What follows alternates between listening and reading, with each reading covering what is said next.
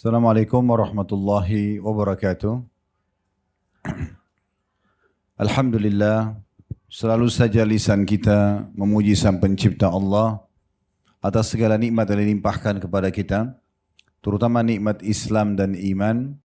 Pada kesempatan ini, Bapak Ibu sekalian, kita akan membahas tema yang mungkin kelihatannya sederhana, namun memang sangat penting untuk diketahui oleh kaum muslimin, tentang masalah muliahnya dan keutamaan bulan Zulhijjah. Tepatnya tanggal 1 Zulhijjah nanti, 6 hari dari sekarang, ini adalah hari-hari emas setiap muslim. Di sini puncak semua pahala kalau mau raih pahala yang banyak. Di sini puncak diterimanya doa. Puncak melimpahnya rezeki bagi setiap muslim. Di 10 awal bulan Zulhijjah ini.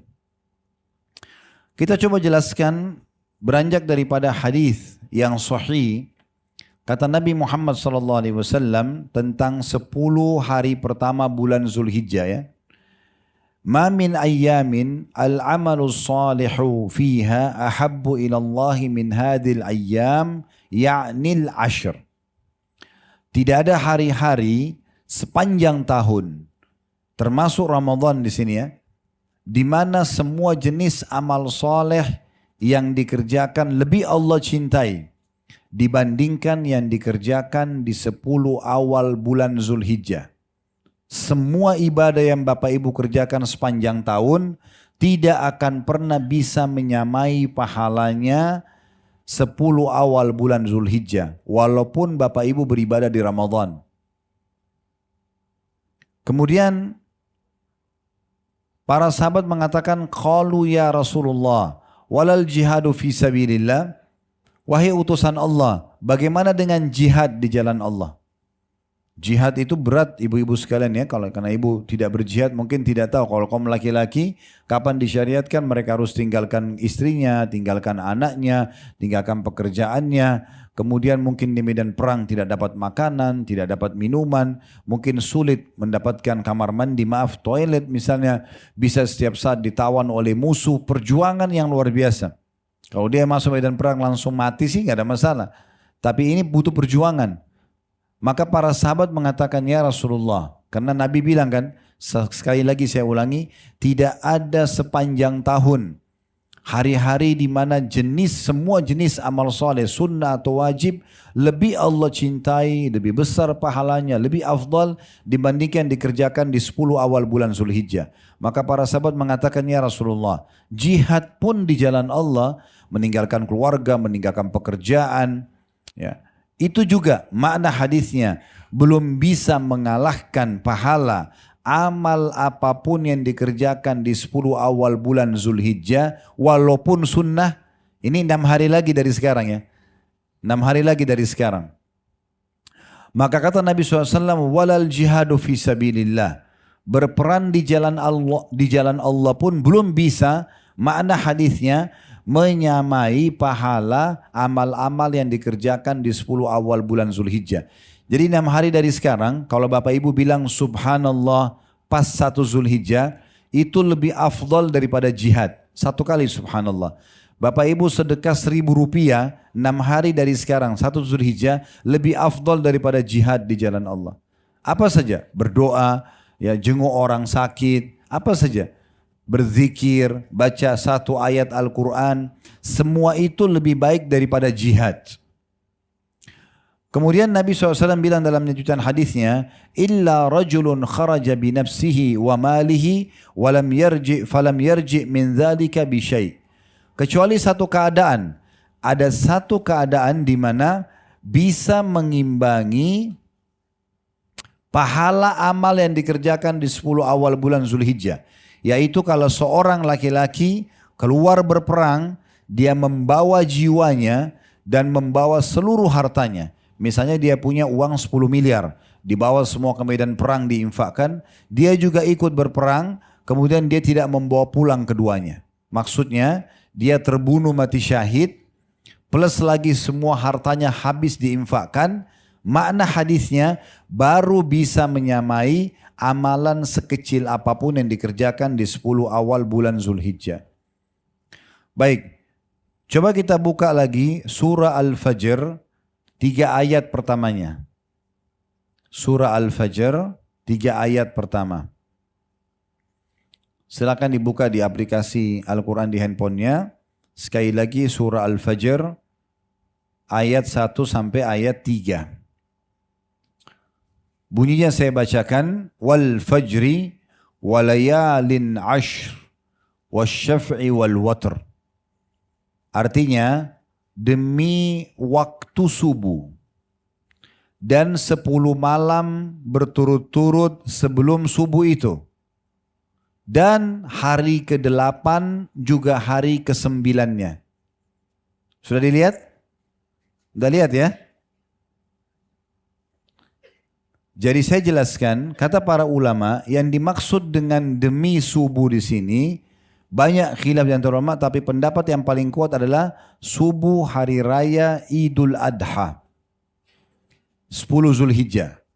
Dan dari ayat ini, karena Allah bersumpah di ayat ini demi subuh, maka ulama mengatakan Idul Adha lebih afdal daripada Idul Fitri. Nah, kita kan di Indonesia lebih ramai Idul Fitri. Padahal sebenarnya lebih afdal Idul Adha. Kenapa? Karena Idul Fitri ada sholat Id. Tapi selepas sholat Id tidak ada syariat khusus. Artinya orang mau silaturahim keluarga silahkan, orang mau istirahat silahkan, orang mau rekreasi keluarga silahkan selama tidak ada dosanya. Tapi kalau selepas Idul Adha, Allah berfirman, fasalli li rabbika wanhar. Salatlah Idul Adha itu hai Muhammad dan berkurbanlah setelahnya. Jadi Idul Adha lebih afdal. Ya. Kemudian Allah bilang, perhatikan ayat 2-nya, walayalin ashr. Dan 10 malam berturut-turut sebelum subuh Idul Adha itu.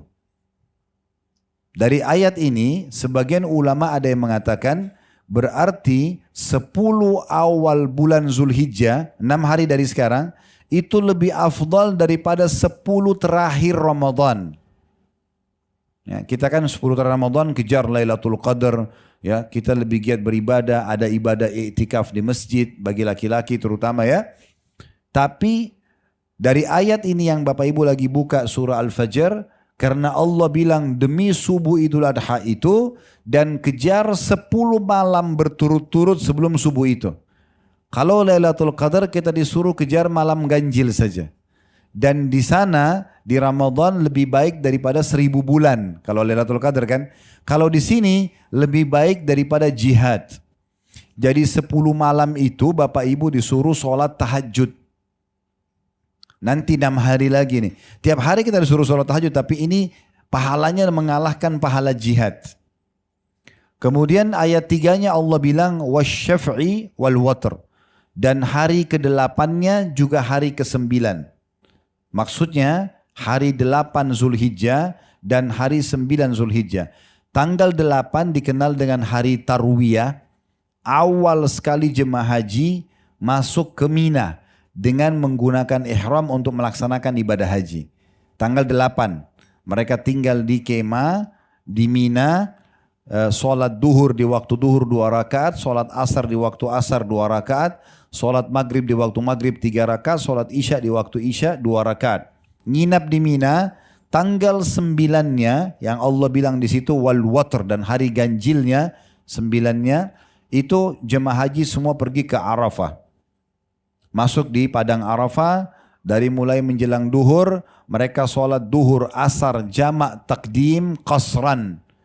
Di jamak duhur sama asar, di qasar, dipangkas 4 rakaat jadi 2-2, dan ditakdim dimajukan di waktu duhur. Kemudian memperbanyak doa, zikir, ya, ibadah kepada Allah sampai terbenam matahari. Tanggal 9 itu, kemudian jemaah haji menuju ke Muzdalifah. Mereka sholat jamak takhir, maghrib dan isya di jamak, kemudian ditakhirkan, diterlambatkan di waktu isya, dan isyanya di qasr, dipangkas 4 rakaat jadi 2, maghrib tetap 3. Setelah itu mereka mabit atau nginap di Muzdalifah, besoknya tanggal 10 Zulhijjah hari raya Idul Adha, jemaah haji mengerjakan 3 hal. Yang pertama Jumrah Aqabah, melontar. Biasa di Indonesia bilang lontar setan, tapi kita tidak namakan lontar setan karena tidak ada setannya di situ. Itu simbolik saja. Setan dulu ada menggoda di situ. Nabi Ibrahim alaihissalam pada saat mimpi melihat menyembelih anaknya Ismail sebab disyariatkannya kurban Idul Adha, hari raya kurban itu. Nah, mimpinya Nabi Ibrahim ini dan mimpi semua nabi-nabi adalah wahyu. Beliau mimpi menyembelih. Nah, di titik yang kita jumrah pada saat haji melontar batu kerikil kecil itu karena menjalankan perintah Allah untuk mengenang kisah itu. Nabi Ibrahim alaihissalam waktu mau pergi menyembelih Nabi Ismail, sempat iblis datang menjelma untuk menggoda, dilempar dengan batu. Kemudian lari iblisnya, di titik yang kedua muncul lagi, dilempar lagi 7 butir batu. Kemudian hilang iblisnya, di titik ketiga lagi diulangi oleh iblis, dilempar lagi dengan 7 butir batu, habis itu iblis nggak datang lagi. Makanya disyariatkan jumrah, melontar. Diistilahkan sugra, wusta, dan aqabah atau kubra. Kecil, sedang, besar gitu ya. Nah kita di hari Idul Adha itu jemaah haji melontar jumrah aqabah satu saja hari itu. Kemudian mereka tawaf dan sa'i haji, namanya tawaf ifadah, dan berkurban atau hadyu. Setelah itu jemaah haji boleh tahallul, cukur rambut, buka baju ihram, laki-laki dan perempuan. Lalu mereka pergi ke Mina. Tinggallah mulai hari raya Idul Adha itu tanggal 10 sampai tanggal 13. 11, 12, 13 dikenal dengan hari tasyrik, yang biasa kita di Indonesia berkurban ya. Nah ini tinggal di sana dan hari-hari tasyrik 11, 12, 13 jemaah haji mereka melontar kecil, sedang, besar. Kembali ke kemah. Sholat lagi duhur di waktu duhur 2 rakaat, asar di waktu asar 2 rakaat, maghrib di waktu maghrib 3 rakaat, isya di waktu isya 2 rakaat. Tanggal 12 sama, tanggal 13 sama. Lalu kemudian mereka tinggalkan Mina setelah itu selesai hajinya.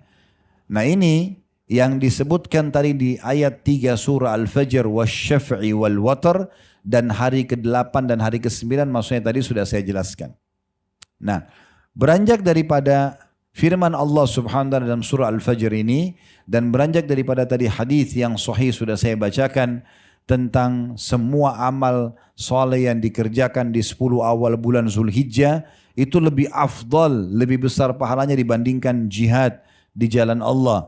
Yang bisa menyamai satu kata subhanallah, 1.000 rupiah infak ya, yang dikerjakan di 10 awal bulan Zulhijjah itu hanya orang yang keluar berperang membawa seluruh harta dan jiwanya kemudian dia tidak membawa pulang keduanya.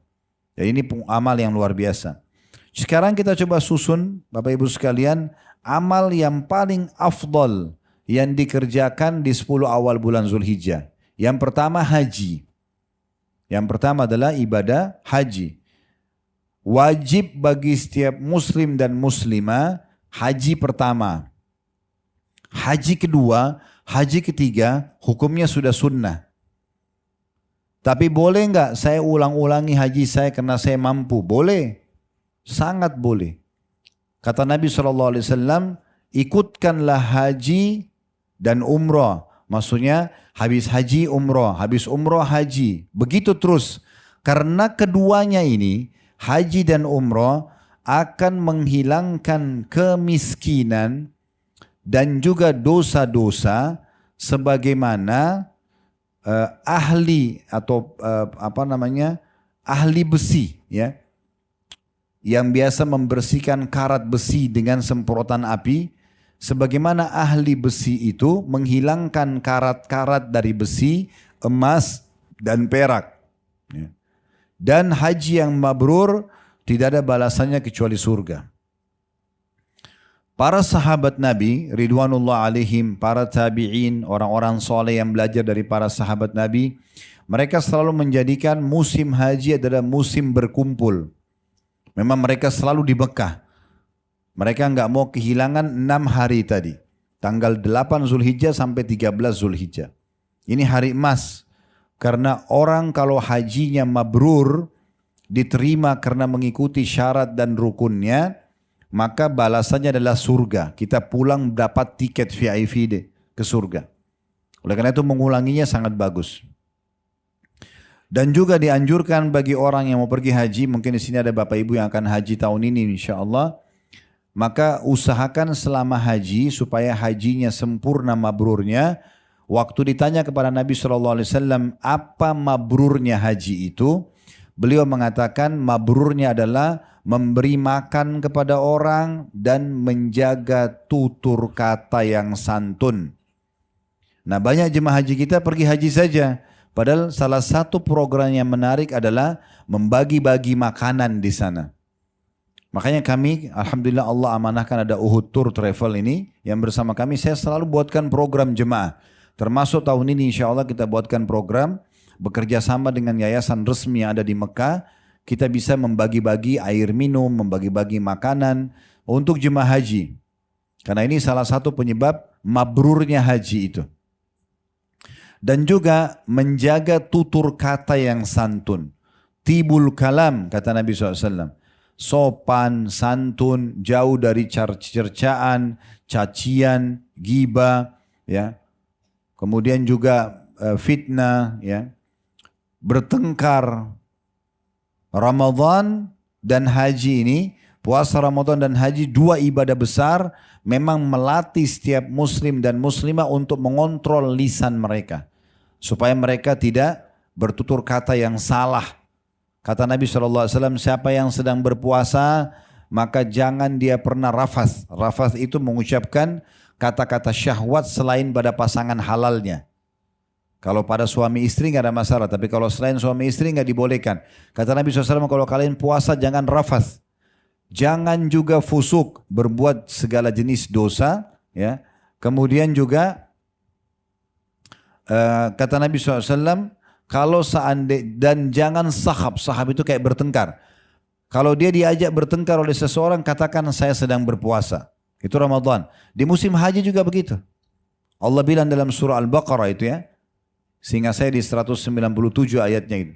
Orang kalau haji itu, fala rafatha wala fusuka wala jidala fil hajj. Kalau lagi haji, tidak boleh ada rafas. Rafas itu ucapan kata-kata mesra, tapi selain pada pasangan halal. Tidak boleh fusuk, berbuat semua jenis dosa yang lain. Ghibah, fitnah, ya, tontonannya, ucapannya yang didengar. Gitu. Dan jidal. Nggak boleh berdebat-debat di musim haji, ribut-ributan. Dalam sebuah hadis yang lain kata Nabi SAW, siapa yang haji tidak rafas, tidak mengucapkan kata-kata mesra kepada selain pasangan halal, dan tidak juga fusuk, berbuat semua jenis dosa atau kriminal, maka dia akan pulang dari hajinya seperti baru dilahirkan oleh ibunya. Jadi bersih dari dosa. Oleh karena itu Bapak Ibu yang Allah berikan kelebihan rezeki, dan insya Allah saya lihat di sini Masya Allah mungkin orang-orang mampu, silakan Anda kerjakan ibadah haji ini, rutinkan saja. Ya. Begitu juga dengan umroh. Saya sudah haji tahun lalu Ustaz, apakah saya perlu haji lagi buat diri saya atau saya hajikan buat orang lain? Haji buat diri kita sendiri. Karena yang sedang diberikan kesempatan oleh Allah adalah kita. Kerjakan lagi. Orang yang belum kena kewajiban, artinya karena dia tidak punya kemampuan, berarti tidak wajib bagi dia. Dan boleh kita menghajikan orang tua kita yang sudah meninggal. Orang tua kita yang sudah meninggal. Ya. Ada istilah sekarang badal haji. Ya, kayak kami di travel buka kesempatan itu. Jadi Bapak Ibu bisa tiap tahun hajikan orang tuanya. Kedua orang tua yang sudah meninggal. Baik tiap tahun tinggal bayar ke travel. Nanti ditunjuk mahasiswa di sana, lakukan haji tersebut, dia akan foto dan buat cuplikan pada saat niat di Miqat, pada saat lagi di Mina, di Arafah, di Muzdalifah. Setelah itu nanti akan ada sertifikat, kan begitu. Kita bisa dapat pahalanya, begitu juga dengan umroh. Tapi selama Allah masih kasih kesempatan kita, maka jangan sia-siakan, kita yang mengerjakan. Ulang-ulangi aja. Saya tahu satu pengusaha di Jakarta ini, Masya Allah rezekinya Allah buka melimpah sekali. Setiap 1 bulan ini, setiap bulan dia sama istrinya sepakat 3 pekan di Jakarta, 1 pekan di Saudi, di Mekah. Jadi 3 pekan dipakai untuk aktivitas di Indonesia, 1 pekan pasti dia di sana. Seperti lagi absen dengan Tuhannya. Duduk aja di Masjid Haram berdoa, sholat, ya umrah, ziarah kuburan Nabi SAW, pulang. 1 minggu. 6 hari, 5 hari, pulang. Tiap bulan begitu. Dan Masya Allah, Allah berikan banyak sekali keutamaan, kelebihan. Ada banyak keajaiban terjadi bagi orang yang haji dan umrah ini ya. Banyak sekali keajaiban yang terjadi. Di antaranya mustajabnya doa itu. Karena kata Nabi SAW, sesungguhnya orang-orang yang berjihad di jalan Allah dan orang yang haji juga umrah adalah tamu-tamu Allah. Adalah tamu-tamu Allah. Mereka dipanggil, mereka datang dan akhirnya mereka berdoa, Allah kabulkan. Jadi mereka mustajab doa.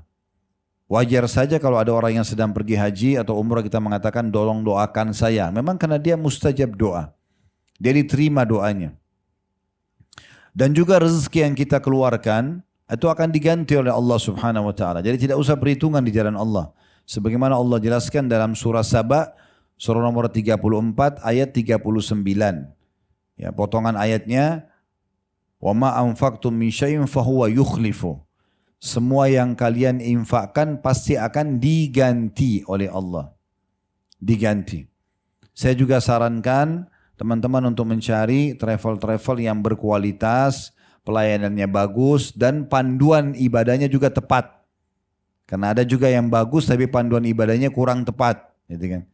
Jadi dua-dua bergabung. Dan insya Allah Allah akan gantikan semua rezeki yang sudah kita bayarkan. Dan ini yang paling utama ya. Ibadah haji. Haji ini ada 3 macam. Ada namanya haji ifrad. Haji ifrad itu haji saja, tanpa umroh. Nah biasanya yang lakukan ini Bapak Ibu sekalian penduduk Mekah. Karena mereka tinggal pakai baju ihram dari rumahnya di tanggal 8 Zulhijjah. Lalu ke Mina, lalu dia laksanakan ibadah haji. Yang kedua dan ini yang paling afdal adalah haji tamattu' namanya. Tamattu' itu artinya menikmati. Jadi kita ke Mekah umroh dulu, selepas umroh semuanya pakai baju ihram, kita tawaf, niat, kemudian tawaf, sa'i, tahallul, habis syukur pakai baju biasa. Jadi kayak penduduk Mekah. Tinggal di Mekah cuma perbanyak sholat di Masjid Haram, sampai tiba tanggal 8 Zulhijjah, baru kita pakai ihram untuk haji. Jadi umroh dulu, habis itu tinggal di Mekah kayak penduduk Mekah, nanti pas masuk tanggal 8 Zulhijjah baru pakai ihram untuk haji. Nah ini namanya tamattu, artinya menikmati. Karena dia menikmati jedah antara umroh dan haji untuk pakai baju biasa. Cuman ini nanti ada hadyu, ada hewan kurbannya. Kalau yang pertama ifrad tidak ada hewan kurbannya. Jenis haji yang ketiga namanya qiran. Qiran ini itu adalah umroh sama haji, cuma bedanya selepas umroh jemaah hajinya nggak buka baju ihram. Mereka pakai baju ihram sampai selesai haji. Ini memang agak berat ya. Dan waktu Nabi Muhammad SAW haji, beliau kerjakan haji yang ketiga ini. Haji qiran namanya. Tapi beliau menganjurkan para sahabat, ya, siapa yang mampu pada saat itu untuk mengubah, dia mengubah. Dia ubah niatnya. Jangan qiran tapi dia pindah ke tamattu. Supaya meringankan orang-orang. Karena kalau qiran mereka tetap dengan ihramnya sampai selesai haji. Jadi kalau kayak kami nanti insya Allah ini berangkat dengan travel kami tanggal 20 Juni. Hari Selasa depan insya Allah. Itu masih tanggal 1 Zulhijjah. Kalau kita tamattu dan Alhamdulillah kami nanti tamattu kena cara yang paling afdal. Tanggal 20 itu langsung umrah. Tahallul kami sudah pakai baju biasa. Jadi tanggal 21 itu tepatnya tanggal 2 Zulhijjah sampai tanggal 8 Zulhijjah kami sudah pakai baju biasa aja di Mekah. Sambil memperbanyak ibadah tanggal 8 baru pakai ihram lagi. Tapi kalau qiran, kalau tanggal 20 misalnya berangkat, selesai umrah, ihramnya nggak dibuka. Terus dipakai sampai selesai tanggal 13 Zulhijjah. Nah ini jenis-jenis haji itu sendiri. Ya jenis-jenis haji sendiri. Nah supaya hajinya diterima dan ini adalah ibadah yang paling afdal di 10 awal bulan Zulhijjah, butuh 2 syarat. Syarat yang pertama, ikhlas. Bukan karena pamer, bukan karena mau dipuji orang. Allah berfirman dalam Al-Quran surah Al-Baqarah, wa atimmul hajja wal umrata lillah. Sempurnakanlah haji dan umrah itu karena Allah. Jadi bukan hanya karena mau bangga-bangga sama teman-teman, ya partner bisnis, jawat, atau cuma mau pamer di medsos. Enggak, memang karena kita ingin mengejar keutamaannya. Nah itu namanya ikhlas. Dan juga ciri orang ikhlas tidak menceritakan. Kecuali ditanya. Kalau ada yang tanya Bapak Ibu lagi di bandara, kita pakai baju seragamnya travel. Bapak Ibu mau haji ya? Kan tidak mungkin kita bilang enggak. Oh kalau saya jawab nanti saya ria. Nggak bisa. Kan kita lagi ditanya. Ya saya insya Allah haji tolong doakan. Sama-sama saling mendoakan. Kalau ria itu yang batal ibadahnya. Tidak ada yang cerita. Tiba-tiba dia bilang. Tahu nggak saya tahun ini mau haji loh. Misal. Dia pamer. Nah itu mungkin bisa saja ria ya. Syarat pertama. Syarat kedua mutaba'ah. Artinya mengikuti Rasulullah Sallallahu Alaihi Wasallam.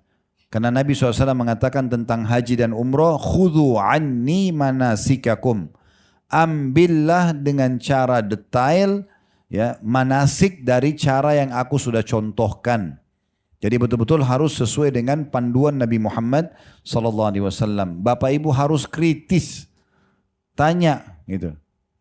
Ini benar nggak? Ini begini nggak? Ini harus bagaimana? Gitu kan? Harus benar-benar. Tanya dari waktu manasik travelnya sampai juga perjalanan di sana. Setiap travel biasanya bawa ustadz, bawa kiai, maksimalkan untuk konsultasi dengan mereka. Tanya supaya kita tidak salah. Ya. Karena itu cukup banyak detailnya ya. Seperti kalau lagi pakai baju ihram, kita kan tidak boleh kalau sudah niat, sudah lewat mikot, nggak boleh pakai wangi-wangian, nggak boleh cabut bulu di badan, nggak boleh potong kuku. Ini kalau sudah niat dan lewat mikot, ya tidak boleh. Jadi jangan sampai masuk kamar mandi, maaf, misalnya saya lagi pakai ihram, masuk kamar mandi di kamar hotel Mekah, karena biasanya sebelum melaksanakan umroh kita disuruh masuk dulu kan, bersih-bersih. Jangan pakai sabun sama sampo, karena ada wangi-wanginya, ya. Tisu basah juga biasanya ada wangi-wanginya. Kalau lagi ihram itu kan harus punya ilmunya supaya tidak salah gitu ya. Sebelum pakai ihram, sebelum niat, maka kita sunnah memang mandi, pakai sampo sama sabun gitu kan, potong kuku, cukur bulu ketiak, cukur bulu kemaluan ya. Dan cukur kumis bagi laki-laki pada saat dia mau ihram dan dia mau niat. Tapi kalau sudah niat, sudah lewat mikot tempat niatnya, maka ini sudah tidak boleh lagi. Harus diketahui gitu kan. Kalau ada orang bahkan interaksi biologis dengan pasangan halalnya, lagi ihram, batal hajinya. Dan dia harus sembeli unta, plus lagi dia harus ulangi tahun depan. Nah, ini kan harus ada ilmunya. Tidak boleh sembarangan. Bapak-bapak kalau lagi pakai ihram, dia cuma boleh pakai 2 lembar kain. Bawah sama atas, nggak boleh pakai celana dalam, nggak boleh pakai kaos dalam, nggak boleh pakai kopiah di kepala, nggak boleh pakai sepatu yang menutupi mata kaki. Ini bagi laki-laki ya. Kalau ibu-ibu pakai baju lengkap, nggak ada masalah. Ya, jilbabnya tetap dipakai segala macam, bahkan pakai kaos kaki kena bagian daripada aurat, yang kelihatan cuma telapak tangan dan wajah saja. Nah ini kan butuh ilmu dan harus mencontohi baginda Nabi Sallallahu Alaihi Wasallam gitu. Jangan salah. Oleh karena itu kita harus kritis agar ibadah haji kita diterima oleh Allah Subhanahu Wa Taala. Ini jenis ibadah yang pertama. Jenis ibadah yang kedua yang sangat dianjurkan sekali adalah solat Idul Adhanya dan juga berkurban. Ya, solat Idul Adha itu di tanggal 10 Zulhijjah, walaupun bagi wanita yang berhalangan, dia tidak ikut sholat, tetap dianjurkan keluar, hadir di lapangan mendengarkan khutbah. Disebutkan dalam sebuah riwayat yang sahih, Nabi Muhammad SAW memerintahkan kaum muslimin, laki-laki, perempuan, orang tua, anak-anak, bahkan wanita yang berhalangan untuk keluar ke sholat Idul Fitri dan Idul Adha. Ya, walaupun perempuan itu berhalangan, mereka duduk saja pada saat lagi jemaah muslimin lagi sholat, mereka dengarkan khutbah. Karena pentingnya untuk menghadiri sholat Id. Ya. Kemudian setelahnya berkurban. Ini ibadah yang ketiga, sholat id yang kedua, kemudian ibadah yang ketiga adalah berkurban. Nah berkurban ini boleh domba, satu jenis sama kambing, atau sapi, atau unta. Dan lebih afdal kalau bapak ibu sendiri. Kayak misalnya kita mampu beli sapi 1 ekor sendiri, ya sendiri aja. Nggak usah dipaksakan 7 orang. Tapi kalau sapi itu mau dipartisipasi maksimal 7 orang. Karena pernah ada satu ibu pengajian, beliau ikut dengan program kami di Adhafam. Kami juga punya alokasi penerimaan kurban. Maka beliau kasih nama beliau, nama suami sama nama 2 anaknya untuk 1 ekor sapi. Lalu kemudian beliau bilang, Ustadz tolong tambahkan 3 nama lagi yang lain. Saya tanya, untuk apa ibu tambahkan 3 nama yang lain? Kan harus 7. Saya bilang enggak harus 7. Kalau ibu bisa sendiri 1 sapi sendiri, ibu enggak usah bagi pahalanya. Kalau tidak bisa sendiri 2 orang, 2 orang aja. Kalau tidak bisa 3 orang, 3 orang aja. Jangan paksakan 7, karena kalau 7 dibagi 7 pahalanya. Kan begitu. Nah di sini khilaf di antara ulama mana yang lebih afdal. Apakah domba sama kambing atau sapi dan unta? Ada pendapat yang mengatakan unta sama sapi karena lebih besar. Ada juga pendapat yang mengatakan tidak, domba lebih afdal. Kenapa? Karena Nabi Ismail alaihissalam pada saat tidak jadi disembeli diganti oleh Allah dengan domba. Dan Nabi Muhammad SAW dalam hadis Bukhari berkurban dengan 2 ekor domba jantan bertanduk yang berbulu putih dan di daerah sekitar matanya dan keempat kaki domba tersebut berbulu hitam. Nah ini tentang masalah kurbannya. Dan kita boleh memakan hewan kurban kita kalau memang di lokasi kita jangkau. Ya. Ibadah yang keempat, berpuasa. Nah 6 hari dari sekarang itu disunnahkan Bapak Ibu puasa 9 hari. 9 hari. Mulai tanggal 1 Zulhijjah sampai 9 Zulhijjah. Ini bagi yang mampu sangat baik. Kenapa? Karena ibadah-ibadah di 10 awal bulan Zulhijjah lebih baik daripada jihad. Tadi sudah saya jelaskan. Lebih baik daripada jihad. Bahkan yang bisa menyamai amal di 10 awal bulan Zulhijjah hanya orang yang keluar berperang, dia mati syahid, hartanya semua habis diinfakkan, baru sama dengan ibadah yang paling ringan yang dikerjakan di 10 awal bulan Zulhijjah. Maka ada sebuah hadits Bukhari yang berbunyi, mungkin tidak asing hadits ini kita dengarkan di Ramadan. Kata Nabi SAW, semua amal ibadah anak Adam selain puasa, sholat, zakat dan seterusnya sudah ditentukan kadar pahalanya 10 sampai 700 kali lipat. Kecuali puasa, Allah yang maha mulia dan maha tinggi berfirman, dia milikku dan aku akan membalasnya langsung karena dia meninggalkan syahwat makanannya dan syahwatnya karena aku. Jadi puasa termasuk amal yang sangat luar biasa pahalanya. Oleh karena itu dianjurkan puasa di 9 awal bulan Zulhijjah. Kenapa 9 hari Ustaz? Kata tadi Ustaz bilang 10 hari. Karena tanggal 10-nya Idul Adha, nggak boleh puasa. Kalau lagi lebaran nggak boleh puasa. Oleh karena itu puasanya cuma 9 hari. Bagi yang tidak mampu 9 hari, maka boleh 8 hari saja. Tidak mampu 7 hari saja. Tidak mampu 5 hari saja. Kalau betul-betul tidak mampu, maka jangan kehilangan puasa tanggal 9-nya. Dikenal dengan hari Arafah. Ya, hari Arafah. Pernah dengar puasa Arafah ya? Nah itu bagi orang yang sedang tidak haji, dianjurkan puasa Arafah. Tapi kalau lagi haji, Bapak Ibu nggak boleh puasa. Karena Nabi SAW tidak berpuasa pada saat lagi haji, tapi memotivasi sahabat dan muslimin yang tidak haji untuk puasa. Dalilnya adalah hadis yang sahih, disebutkan bahwasanya Nabi SAW berpuasa 9 hari di awal bulan Zulhijjah. Dan beliau juga menjaga puasa Senin Kamisnya dan berpuasa 3 hari setiap bulannya. Kemudian kalau tidak mampu 9 hari, tadi saya bilang tanggal 9 saja dikenal dengan hari Arafah. Kata Nabi SAW, puasa hari Arafah saya berharap bisa mengampuni dosa setahun yang lalu, 365 hari yang lalu, dan setahun akan datang atau 365 hari ke depan. Oleh karena itu satu hari ini jaga baik-baik. Ya, tanggal 9, tepatnya satu hari sebelum Idul Adha. Kalau takut lupa, lihat kalender Idul Adha kapan, lingkar Idul Adha. Nah ini satu hari sebelumnya. Tujuannya adalah supaya orang-orang yang tidak haji tetap mendapatkan keberkahan hari Arafah. Karena hari Arafah ini hari yang luar biasa. Kata Nabi SAW, doa yang paling afdal adalah hari Arafah. Juga dalam hadis lain kata Nabi SAW, tidak ada hari-hari yang paling banyak Allah menghapus nama hambanya dari api neraka dibandingkan hari Arafah. Bahkan jemaah haji yang hadir di Arafah dianggap sudah mengerjakan ibadah haji. Yang tidak hadir di Arafah dianggap tidak kerjakan ibadah haji. Karena kata Nabi SAW, Al-Hajju Arafah. Haji itu di Arafah. Sampai hari ini Bapak Ibu sekalian, kalau ada orang dari seluruh dunia datang ke Saudi, mau haji, terus tiba-tiba sakit misalnya.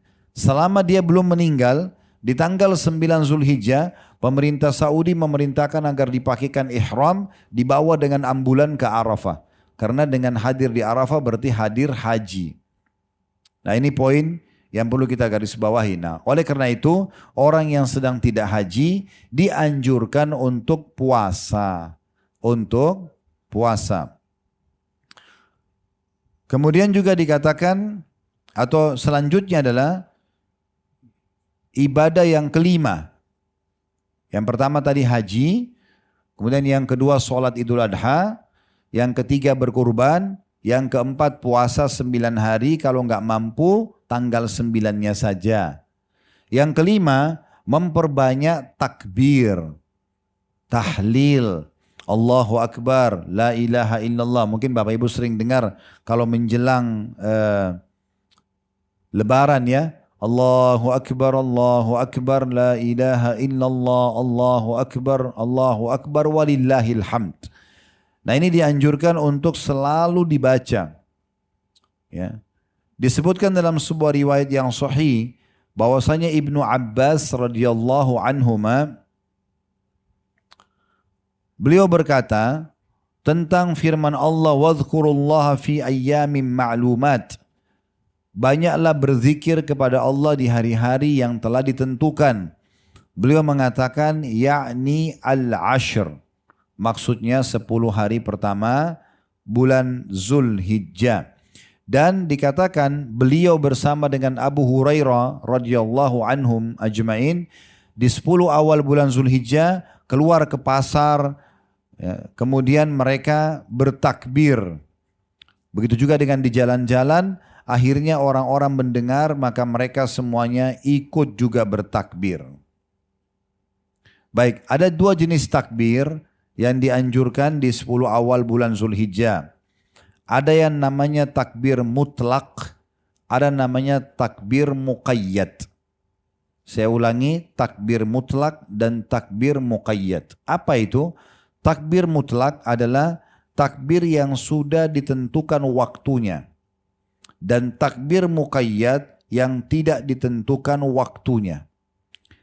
Takbir mutlak ini itu adalah boleh dilakukan, takbir mutlak itu tidak dikaitkan dengan waktu. Terbalik ya. Takbir mutlak tidak diikat dengan waktu, takbir muqayyad diikat dengan waktu. Contoh takbir mutlak adalah orang kalau di pasar, di masjid, lagi jalan, mungkin ibu-ibu lagi aktivitas di rumahnya, di 10 awal Zulhijjah mereka terus bertakbir ini. Dan dianjurkan kaum laki-laki membesarkan suara mereka. Ini namanya takbir mutlak, takbir mutlak. Takbir yang mutlak artinya tidak ditentukan waktunya. Bisa pagi, siang, sore, malam. Ya. Sementara takbir muqayyad itu terikat dengan waktu. Ya. Yaitu dikerjakan selepas sholat 5 waktu. Takbir muqayyad ini ya, bagi orang yang tidak berhaji mulai subuh hari Arafah. Jadi tanggal 9 Zulhijjah, habis sholat subuh, dianjurkan selepas sholat baca Allahu Akbar, la ilaha illallah, Allahu Akbar, walillahil hamd.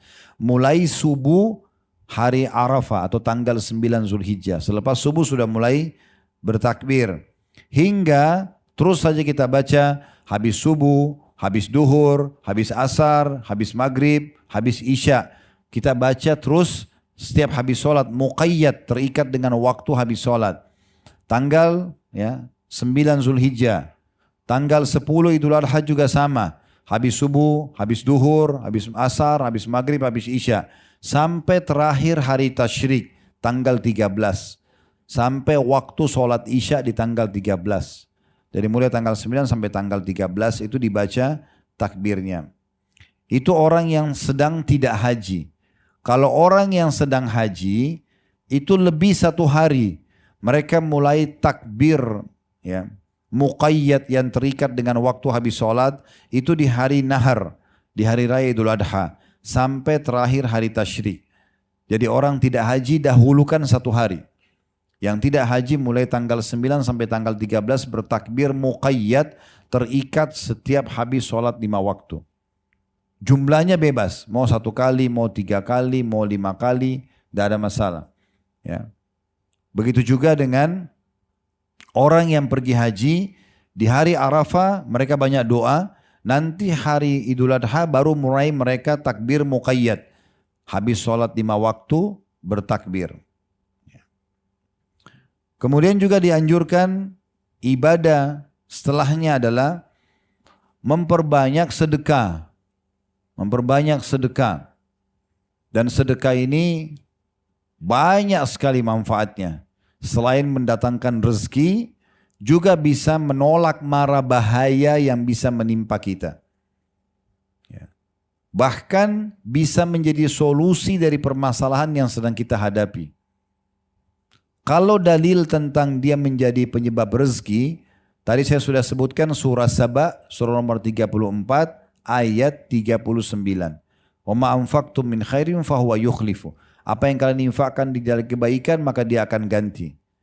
Kalau solusi dari permasalahan, kata Nabi SAW, as-sadaqatu tudfi'u ghadabur rahman wa tadfa'u an mitatisu.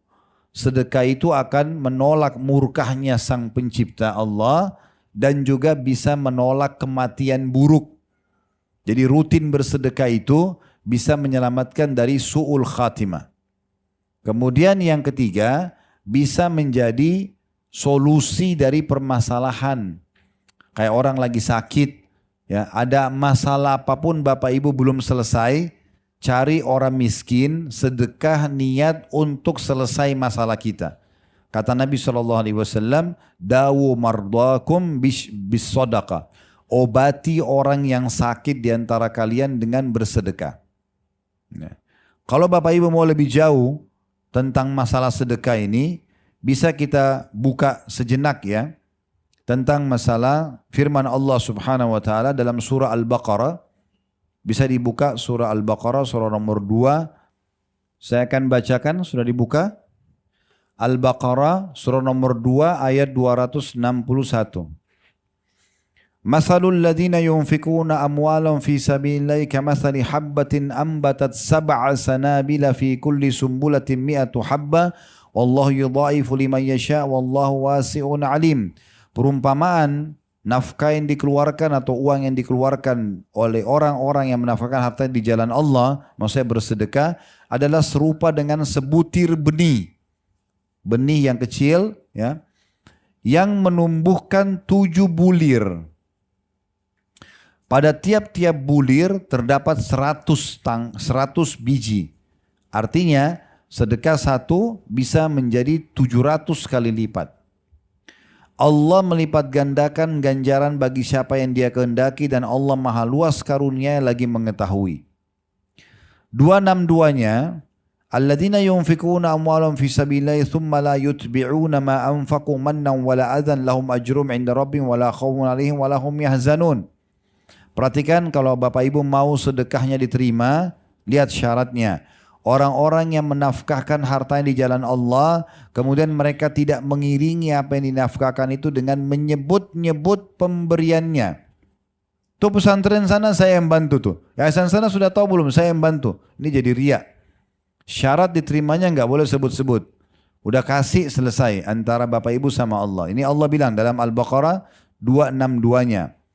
Dan juga yang kedua, tidak menyakiti perasaan si penerima. Dilempar uangnya, marah-marahin, kamu sudah berapa kali minta sama saya. Padahal sebenarnya seorang muslim dan muslimah harus faham muamalah dia, transaksi dia sama Tuhannya Allah. Orang miskin depan kita itu hanya perantara saja.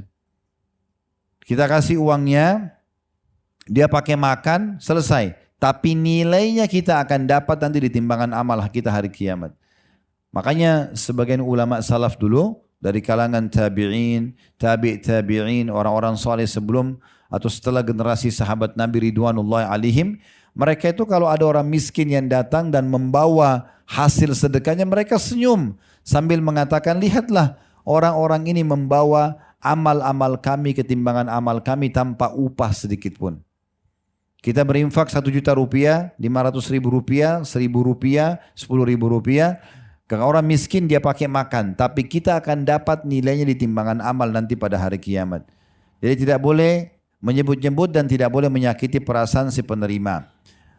Lalu kata Allah, kalau dia begini melakukan, dia bersedekah tanpa menyebut-nyebut dan menyakiti perasaan penerima, mereka memperoleh pahala di sisi Tuhan mereka, tidak ada kekhawatiran terhadap mereka dan tidak pula mereka bersedih hati. 263-nya, qaulun ma'rufun wa maghfiratun khairun min shadaqatin yatba'uha adza wallahu ghaniyyun halim. Perkataan yang baik dan pemberian maaf lebih baik daripada sedekah yang diiringi dengan sesuatu yang menyakitkan perasaan si penerima. Allah Maha Kaya lagi Maha Penyantun. Maksudnya kalau kita tidak bisa kasih orang karena tidak mampu, kita minta maaf ya, saya belum bisa bantu. Begitu, Allah suruh begitu. Bukan malah kamu ini nggak tahu diri, ya. Minta-minta sama saya terus misalnya, nah gitu. Itu nggak boleh, Allah larang. Selanjutnya 264-nya, ya ayyuhalladzina amanu la tubtilu shadaqatikum bil manni wal adha kalladzi yunfiqu malahu ria'an nasi wa la yu'minu billahi wal yawmil akhir. Famathalu kamathali safwanin 'alaihi turabun fa asabahu wabilun fatarakahu salda la yaqdiruna 'ala syai'in mimma kasabu wallahu la yahdil qaumal kafirin. Hai orang-orang beriman, jangan kamu menghilangkan pahala sedekahmu dengan menyebut-nyebutnya, ya, dan kemudian menyakiti hati si penerima. Seperti orang yang menafkahkan hartanya karena riya kepada manusia, pamer, dan dia tidak beriman kepada Allah dan hari kemudian. Maka perumpamaan orang itu seperti batu licin, di atasnya ada tanah. Kemudian batu itu ditimpa dengan hujan yang lebat, lalu menjadilah dia bersih atau tidak bertanah. Mereka tidak menguasai sesuatu dari apa yang mereka usahakan dan Allah tidak memberikan petunjuk kepada orang-orang kafir. Jadi ini ayat-ayat sampai 274 ya. Ini baru ayat 264 sampai 274 semuanya bicara tentang masalah berinfak jalan Allah Subhanahu wa taala. Baik, bagaimana jenis-jenis infaknya yang terbaik?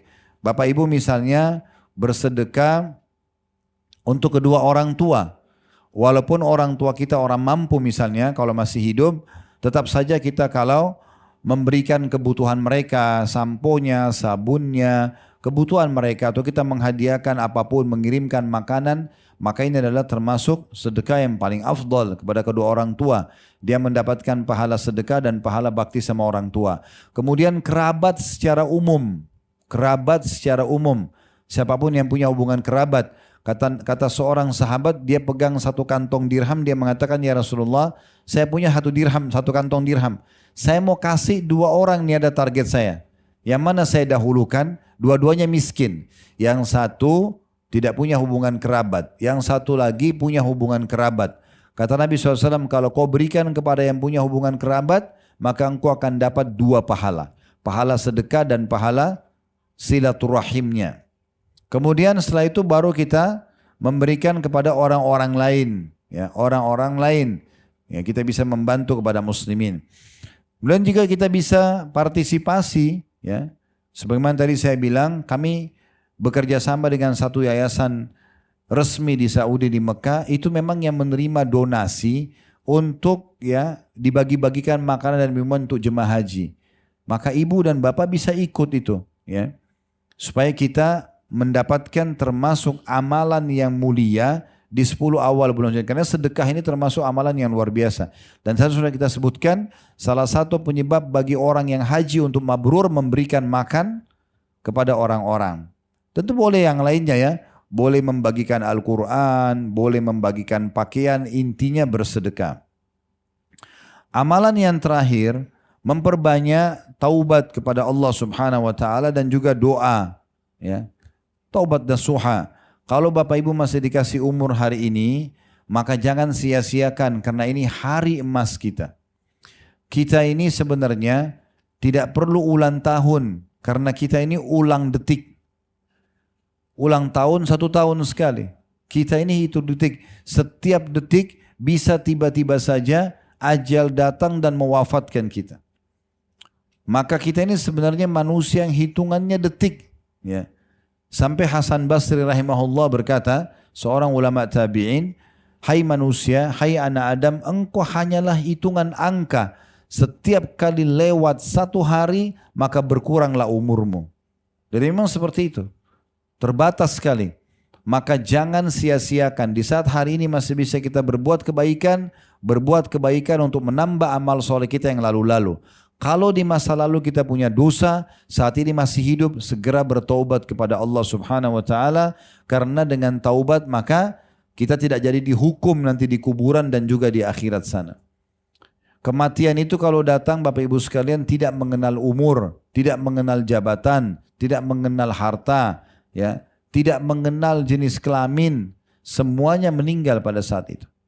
Tadi baru kami makamkan salah satu staf kami yang bergabung di kantor, kalau tidak salah umurnya 37 ya, 37 tahun, masih sangat muda. Subhanallah, kata istrinya waktu kami tanya tadi tidak ada keluhan. Saya tanya sendiri, ada keluhan? Tidak ada keluhan. Tapi pada saat dia lagi gendong bayinya yang baru lahir, sekarang bayinya baru 50 hari umurnya. Waktu baru lahir berapa waktu yang lalu, lagi gendong dia merasa pusing, jatuh, untung bayinya ada di dada dia. Kemudian setelah itu diperiksa di dokter, ternyata dia sudah kanker otak stadium 4. Dan baru dioperasi mungkin pekan lalu, mungkin sepekan lalu tepatnya. Dan akhirnya meninggal dunia di umur 30 tahun. Tadi baru kami makamkan. Begitu cepatnya kematian itu datang. Dan istrinya cuma bisa mengatakan kayak proses kayak orang cuma mimpi tiba-tiba. Semua terjadi begitu. Jadi jangan tunggu masuk ruangan ICU baru kita pikir kita akan meninggal dunia. Mumpung masih ada kesempatan beramal soleh, maka segera kerjakan. Mumpung ada kesempatan taubat dari dosa, segera bertaubat. Dan sebagai penutup kata-kata saya Bapak Ibu sekalian, kalau ada kesempatan beramal soleh, maksimalkan dan jadikan itu sebagai amal terakhir kita. Mungkin setelah itu kita meninggal. Mungkin itu sedekah terakhir, mungkin itu sujud terakhir, mungkin itu bacaan ayat terakhir, mungkin itu zikir terakhir, mungkin itu silaturahim keluarga terakhir, mungkin itu jenguk orang sakit yang terakhir, mungkin itu senyum dengan muslim yang terakhir, kita tidak tahu. Oleh karena itu Nabi SAW bilang, la tahkiranna minal ma'rufi syai'a. Jangan pernah pelit-pelit dengan satu kebaikan. Walau antalka akhaka biwajhin taliq. Walaupun engkau bertemu dengan saudaramu muslim dalam kondisi wajah tersenyum. Saya juga tutup dengan sebuah riwayat ya, yang mengingatkan kita semua, dan saya suka sekali riwayat ini karena setiap kali saya bacakan saya pun kembali termotivasi tentang adanya 3 orang sahabat yang masuk Islam kemudian menjadi tamu di rumahnya Talha bin Ubaidillah radhiyallahu anhu di Madinah. Nah, Talha menceritakan orang pertama ikut jihad mati syahid. Orang kedua beberapa waktu setelah itu ikut jihad mati syahid. Orang ketiga dari 3 orang yang masuk Islam dan mereka satu suku ini meninggal di atas ranjangnya. Lalu Nabi SAW, lalu Talha bin Ubaidillah mimpi melihat kalau orang yang pertama itu di paling belakang, orang yang kedua di tengah-tengah, orang yang ketiga paling depan, dan paling bagus fasilitasnya di surga. Maka Tolha bingung, kok bisa orang yang mati di ranjang lebih baik amalnya daripada dua orang yang mati syahid sebelumnya. Maka dia melapor kepada Nabi Muhammad SAW, ya Rasulullah, bagaimana saya memahami mimpi ini? Kata Nabi Muhammad SAW, sesungguhnya yang terakhir mati itu karena Allah masih kasih kesempatan dia umur, ya, maka dia sempat sholat 5 waktu, dia masih sempat melakukan ibadah-ibadah, walaupun cuma berapa hari, itu sudah cukup membuat dia lebih baik daripada orang yang mati syahid pekan lalu atau beberapa waktu yang lalu.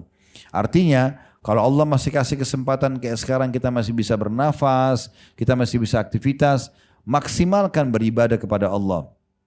Ada kesempatan sedekah, baca Quran, hadir majelis ilmu begini, dengarkan. Haji, umroh, pokoknya lakukan. Selama ada kesempatan dan jangan ditepis. Kesempatan itu mengatakan sudahlah nanti aja. Karena itu mungkin kesempatan terakhir kita. Allahu a'lam. Ini amalan yang ditunjukkan di bulan Zulhijjah. Dan tentu kalau puasa, ada juga puasa di bulan Muharram, Tasu'a dan Ashura, tanggal 9 dan 10 Muharram, yang kata Nabi SAW hari Ashura itu bisa mengampuni dosa-dosa setahun yang lalu. Tapi karena kita tadinya fokus membahas bulan Zulhijjah, maka ini yang paling banyak kita bahas. Nanti bulan Muharram juga jangan lupa, 1 bulan setelah bulan Zulhijjah tadi, kalau tadi puncaknya bulan Zulhijjah 1 sampai 10 Zulhijjah, kalau bulan Muharram 9 dan 10-nya. Dikenal dengan hari Tasu'a dan Ashura. Tasu'a tanggal 9, Ashura tanggal 10. Nah, ini dianjurkan kita puasa 2 hari. Kata Nabi SAW, puasa hari Ashura mengampuni dosa setahun yang lalu. Nah, ini juga kita bisa maksimalkan meraih pahala pada saat itu. Allahu a'lam. Baik, semoga apa yang kita bahas hari ini bermanfaat buat kita semua. Dan semoga semua yang hadir offline ataupun online dipenuhi oleh Allah SWT hajat-hajatnya, dari hajat dunia dan hajat akhirat, diampuni semua dosanya, diterima semua amalnya, dipanjangkan umur di atas ketaatan, dan kita selalu doakan agar negara kita menjadi negara yang aman, tentram, damai, seluruh umat Islam di bawah naungan ukhuwah Islamiyah, dalam ibadah mereka kembali kepada Al-Quran dan Sunnah. Dan semoga Allah selalu memandu para pemimpin kita agar menjalankan amanah dengan baik dan menjadikan kita masyarakat yang gotong royong untuk menjaga kemakmuran, kesatuan dan persatuan negara kita. Dan semoga kita menjadi contoh bagi negara-negara yang lain. Dan semoga Allah Subhanahu wa ta'ala menyatukan kita semua di surga firdausnya tanpa hisab, semua disatukan dalam majlis ilmu yang mulia ini. Kalau ada benar dari Allah, pada salah dari saya mohon dimaafkan. Subhanakallahumma bihamdika asyhadu an la ilaha illa anta astaghfiruka wa atubu ilaik. Wassalamualaikum.